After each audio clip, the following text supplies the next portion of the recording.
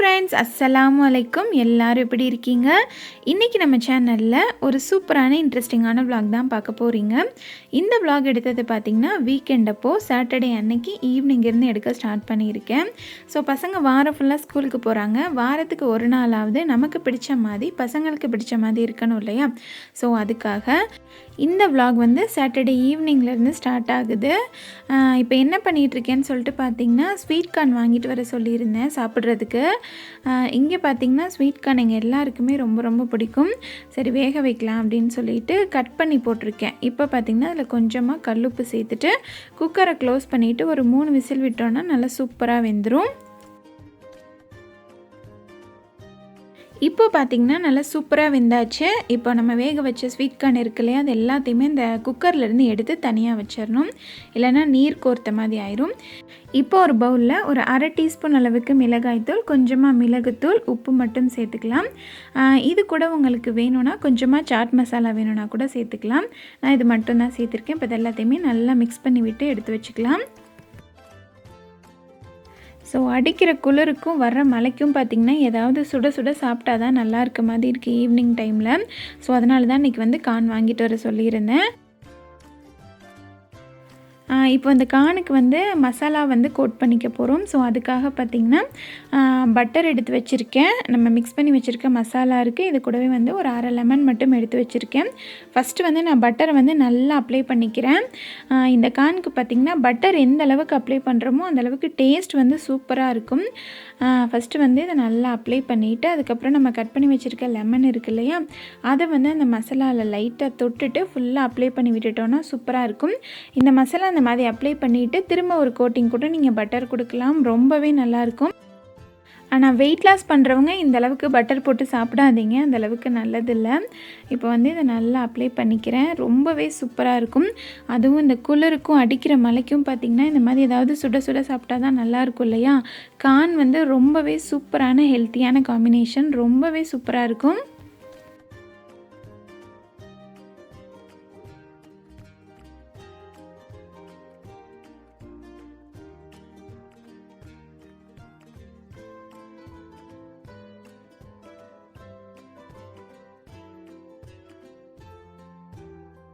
So snacks எல்லாம் சாப்பிட்டு முடிச்சுட்டு அப்படியே பார்த்திங்கன்னா கொஞ்சம் டைம் போயிடுச்சு. திரும்ப பார்த்திங்கன்னா ஒரு 8 மணிக்கு நான் கிச்சனுக்கு வந்திருக்கேன். அன்றைக்கி வந்து பசங்களுக்கு பிடிச்ச மாதிரி ஸ்பெஷலாக ஏதாவது செய்யலாம் அப்படின்னு சொல்லிட்டு, எப்போவுமே பார்த்திங்கன்னா சாட்டர்டே பசங்களுக்கு என்ன பிடிக்குமோ அதை தான் செஞ்சு கொடுப்பேன். ஸோ அன்றைக்கி பார்த்திங்கன்னா ஒயிட் சாஸ் பாஸ்தா வந்து கேட்டிருந்தாங்க. சரி அதை தான் ரெடி பண்ணலாம் அப்படின்னு சொல்லிட்டு இப்போ ஒரு பேனில் தண்ணி பிடிச்சி வச்சுருக்கேன். அதில் வந்து கல்லுப்பு சேர்த்துருக்கேன். குக்கிங் ஆயில் இருக்கு இல்லையா, அது வந்து ஒரு 2 டீஸ்பூன் அளவுக்கு மட்டும் சேர்த்துருக்கேன். இப்போ அது நல்லா கொதி வரட்டும்.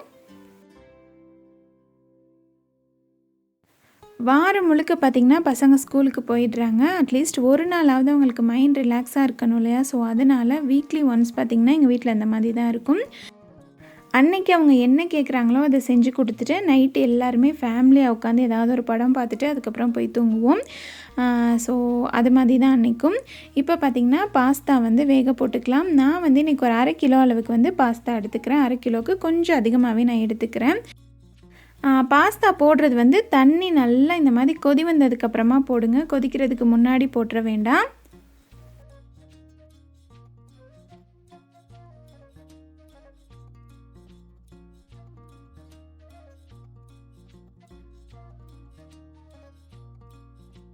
இப்போ பாஸ்தா போட்டாச்சு. இது வந்து நல்லா குக் ஆகி வரட்டும். இப்போ இன்னொரு பேனில் வந்து ஒயிட் சாஸ் வந்து நம்ம ரெடி பண்ணிக்க போகிறோம். அதுக்கு வந்துட்டு ஒரு 2 டேபிள் ஸ்பூன் அளவுக்கு வந்து நான் பட்டர் சேர்த்துக்கிறேன். இந்த ரெசிபிக்கு வந்து பட்டர் அதுக்கப்புறம் சீஸ் எந்த அளவுக்கு சேர்க்குறோமோ அந்தளவுக்கு டேஸ்ட் வந்து ரொம்ப நல்லாயிருக்கும். அதுக்குன்னு ரொம்ப அதிகமாகவும் சேர்த்துறாதீங்க. இப்போ இதில் வந்து மைதா மாவு வந்து ஒரு 3 டீஸ்பூன் அளவுக்கு மட்டும் நான் சேர்த்துக்கிறேன். கேஸை வந்து சிம் பண்ணிவிட்டு அதுக்கப்புறமா சேருங்க. இப்போ பார்த்திங்கன்னா மைதா மாவு எல்லாத்தையுமே சேர்த்துட்டு லோ ஃப்ளேமில் வச்சு இந்த பட்டரில் இந்த மைதா மாவை அப்படியே வதக்கி விடுங்க. இந்த மாதிரி வதக்கும் போது பார்த்திங்கன்னா கேஸை வந்து ஃபுல் ஃப்ளேமில் கண்டிப்பாக வச்சிடக்கூடாது. அதே போல் மைதா மாவோட கலர் வந்து நமக்கு சேஞ்ச் ஆகிடக்கூடாது. அந்த பட்டரில் மைதா மாவு அப்படியே வறுபட்டு லைட்டாக சூப்பராக ஒரு ஸ்மெல் வரும். ஸோ அந்த ஸ்டேஜ் வரைக்கும் நம்ம வந்து நல்லா வதக்கிக்கணும். எனக்கு வந்து பட்டர் வந்து பத்தாத மாதிரி இருந்துச்சு, அதனால் இன்னும் கொஞ்சம் பட்டர் சேர்த்துக்கிறேன். ஏன்னா இன்றைக்கி பாஸ்தா வந்து நம்ம கொஞ்சம் அதிகமாக எடுத்துருக்கோம் இல்லையா. ஸோ அதனால் மைதா மாவும் பார்த்திங்கன்னா 3 டேபிள் ஸ்பூன் எடுத்தேன்ல. ஸோ அதனால் எனக்கு வந்து பட்டர் பத்தாத மாதிரி இருந்துச்சு. இப்போ நல்லா மிக்ஸ் பண்ணி விட்டுட்டு கேஸை வந்து சுவிட்ச் ஆஃப் பண்ணிவிட்டு இதை கொஞ்சம் ஆற விட்டுருக்கேன். இந்த பக்கம் பார்த்திங்கன்னா பாஸ்தா வந்துட்டு நமக்கு சூப்பராக குக் ஆகிருச்சு. இப்போ அதை நல்லா வடிகட்டி எடுத்துக்கலாம்.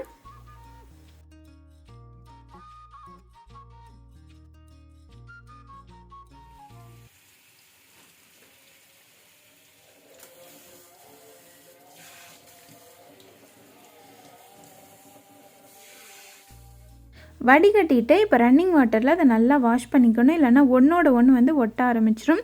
நல்லா சில்லுன்னு ஆகிற வரைக்குமே நல்லா வாஷ் பண்ணிக்கோங்க கோல்டு வாட்டரில். இப்போ பார்த்திங்கன்னா இது கொஞ்சம் ஆறி இருக்குது, ரொம்ப ஆற விட்டுற வேணாம். இந்த ஸ்டேஜில் வந்து நான் ஒரு 1/2 லிட்டர் அளவுக்கு பால் சேர்த்துக்கிறேன். இதுக்கு பார்த்திங்கன்னா மொத்தமாக ஒரு 750 ml பால் வந்து தேவைப்பட்டுச்சு. ஏன்னா பால் சேர்க்குற அளவுக்கு நமக்கு டேஸ்ட் வந்து நல்லாயிருக்கும்.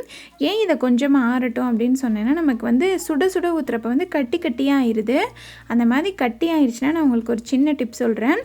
அதை தூக்கி அப்படியே வந்து ஒரு மிக்ஸி ஜாரில் ஊற்றி நல்லா ஒரு அடி அடிச்சுட்டு ஊற்றுறீங்கன்னா நல்ல ஒரு க்ரீமியான ஒயிட் சாஸ் வந்து நமக்கு கிடைக்கும்.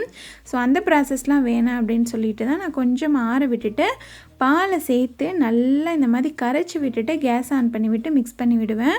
ஸோ அப்போ வந்து நமக்கு கட்டி கட்டியாகாமல் நல்ல க்ரீமியான ஒரு ஒயிட் சாஸ் வந்து கிடைக்கும்.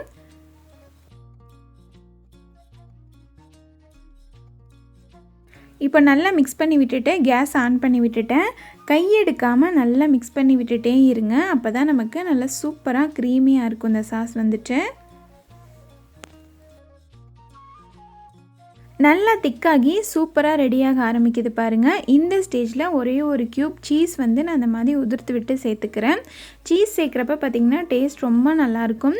நம்ம இதுலேயும் சீஸ் சேர்க்கணும், அதுக்கப்புறம் பாஸ்தா ரெடி ஆனதுக்கப்புறம் லாஸ்ட்டாகவும் சேர்க்கணும்.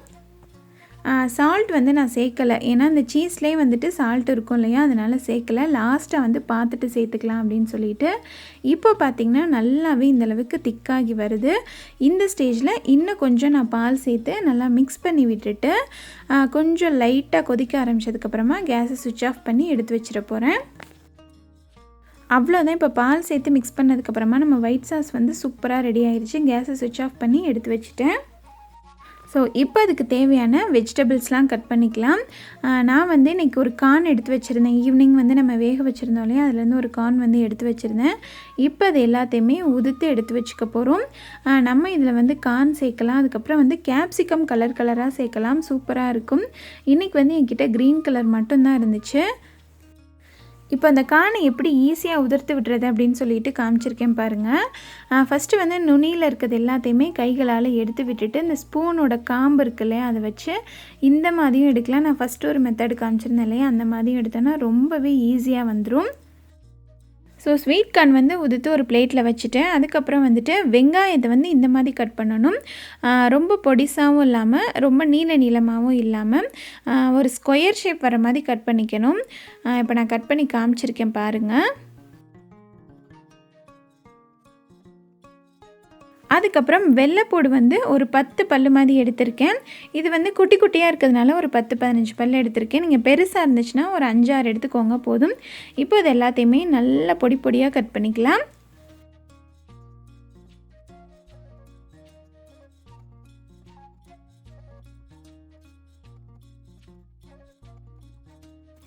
கேப்சிகமும் அதே போல் தான்.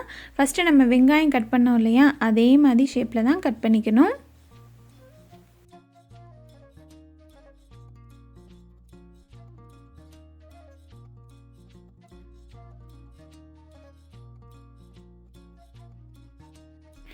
இப்போ கேஸ் ஆன் பண்ணிவிட்டு ஒரு பேன் வச்சுருக்கேன். அதில் வந்து ஒரு 2-3 டேபிள் ஸ்பூன் அளவுக்கு பட்டர் சேர்த்துக்கிறேன். இப்போ பட்டர் வந்து கொஞ்சம் மெல்ட் ஆனதுக்கப்புறமா நம்ம கட் பண்ணி வச்சுருக்க வெள்ளைப்பூடு இருக்கு இல்லையா, அது வந்து சேர்த்துக்கலாம்.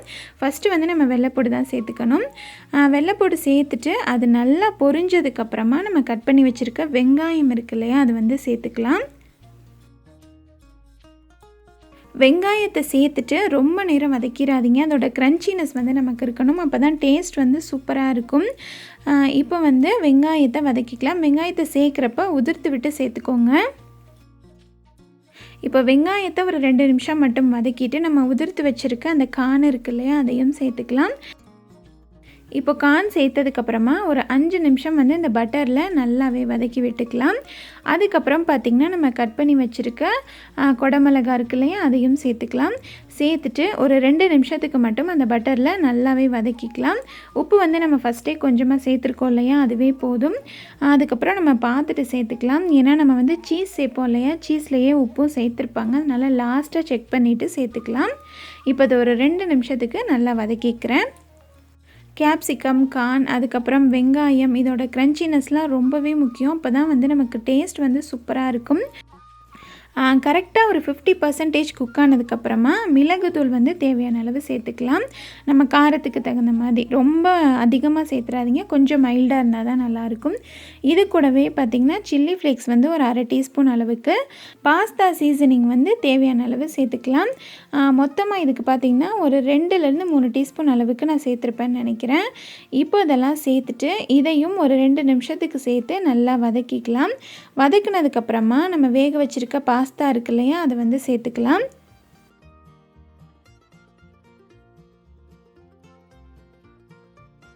பாஸ்தாவை சேர்த்துட்டு இப்போ இது எல்லாத்தையுமே நல்லா மிக்ஸ் பண்ணி எடுத்துக்கலாம். உடஞ்சிராமல் நல்லா மிக்ஸ் பண்ணிக்கணும். நல்லா மிக்ஸ் பண்ணி விட்டதுக்கப்புறமா நம்ம ரெடி பண்ணி வச்சுருக்க ஒயிட் சாஸ் இருக்கு இல்லையா, அது வந்து சேர்த்துக்கலாம். இது கொஞ்சம் ஆறுனதுக்கப்புறமா இன்னுமே நல்லா திக்காயிரும். ஸோ இப்போ இந்த பேன் இருக்குல்ல, இதில் இன்னும் கொஞ்சம் பால் சேர்த்து நல்லா கலந்துட்டு அதை அப்படியே ஊற்றிக்கலாம்.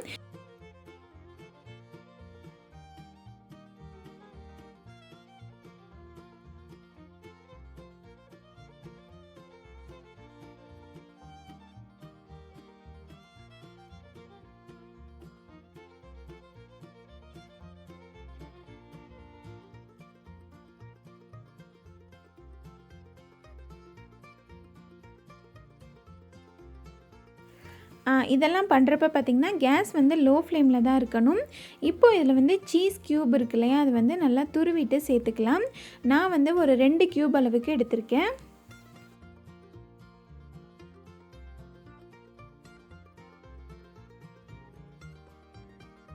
இப்போ சீஸ் வந்து சேர்த்துட்டு நல்லா மிக்ஸ் பண்ணி விட்டுக்கலாம்.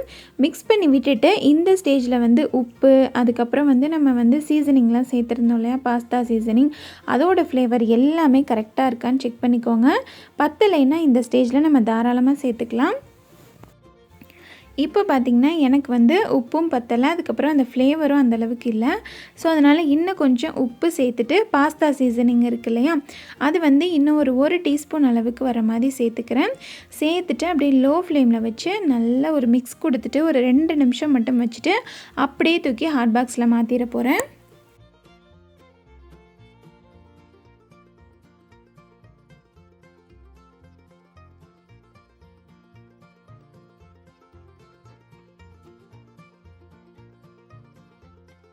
ஸோ அவ்வளோதான், நம்ம ஒயிட் சாஸ் பாஸ்தா நல்லா சுட சுட சூப்பராக இந்த குளிருக்கும் மழைக்கும் தகுந்த மாதிரி ரெடி ஆகிடுச்சு. இதை எடுத்து அப்படியே ஒரு ஹாட் பாக்ஸில் மாற்றி நல்லா க்ளோஸ் பண்ணி வச்சிட்டோம் அப்படின்னா நல்லா சூடாக இருக்கும். நல்லா சுட சுட சூப்பராக சாப்பிட்டோன்னா இந்த மழைக்கு செம்மையாக இருக்கும். கண்டிப்பாக ட்ரை பண்ணி பாருங்கள் ஃப்ரெண்ட்ஸ், ரொம்ப ரொம்ப சூப்பராக இருக்கும். இதுவே பார்த்திங்கன்னா நமக்கு நல்லா ஃபில்லிங்காக இருக்கும். சைட் டிஷ் மாதிரி எதுவுமே தேவை கிடையாது. ரொம்ப ரொம்ப சூப்பராக இருக்கும். கண்டிப்பாக ட்ரை பண்ணி பாருங்கள்.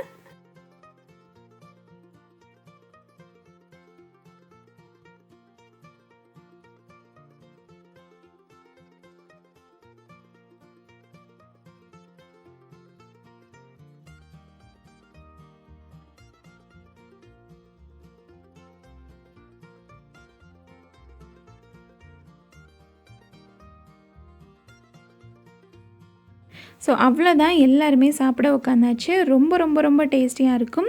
கண்டிப்பாக வீட்டில் ஒரு நாளைக்கு ட்ரை பண்ணி பாருங்கள். நாங்கள் வந்து வாரத்தில் சாட்டர்டே நைட் வந்து ஏதாவது இந்த மாதிரி ஸ்பெஷலாக செஞ்சுட்டு நல்லாவே உட்காந்து சாப்பிட்ருவோம்.